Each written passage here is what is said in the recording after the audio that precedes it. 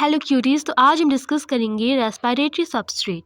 So it is defined as it is a molecule that undergoes oxidation during cellular respiration to produce energy in the form of ATP. तो respiratory substrate एक molecule है जो कि oxidation के through during cellular respiration energy produce करता है ATP के form में। ठीक है, वो ऑक्सीडेशन में जाता है कब? सेल्युलर रेस्पिरेशन के टाइम, यानी कि जब एरोबिक या अनएरोबिक कंडीशन में वो ऑक्सीडेशन के थ्रू एनर्जी प्रोड्यूस करता है एटीपी की फॉर्म में, तो उन्हीं को रेस्पिरेटरी सबस्ट्रेट कहा जाता है। अब जो कॉमन रेस्पिरेटरी सबस्ट्रेट है वो है कार्बोहाइड्रेट्स, लिपिड्स और प्रोटीन।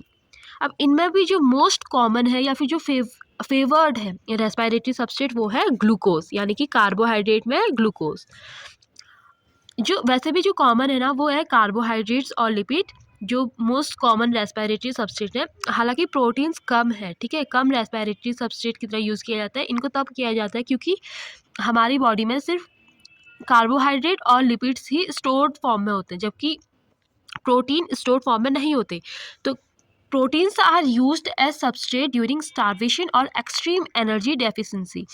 जब हमारी बॉडी में कार्बोहाइड्रेट या फिर लिपिड्स का कंसंट्रेशन बहुत कम होगा, जब स्टार्वेशन यानी कि भूखमरी की कंडीशन हो या फास्ट हो, ऐसी कंडीशन में प्रोटीन्स का यूज़ किया जाता है एज ए रेस्पिरेटरी सबस्ट्रेट। लेकिन नॉर्मल कंडीशन में जो मोस्ट कॉमन होते हैं that is carbohydrates and lipids.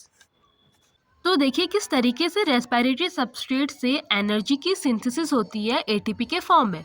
तो रेस्पिरेटरी सबस्ट्रेट्स में हमारे पास है लिपिड्स, पॉलीसैकेराइड्स यानी कार्बोहाइड्रेट्स और प्रोटीन। लिपिड्स में ट्राई एसिल ग्लिसरॉल, लिपिड्स बना होता है ग्लिसरॉल प्लस फैटी एसिड से। अगर उनका बीटा ऑक्सीडेशन किया जाए तो वो बनाएगा एसिटिल कोए, और एसिटिल कोए क्रैब साइकिल के थ्रू एनर्जी की सिंथेसिस करेगा इन द फॉर्म ऑफ एटीपी।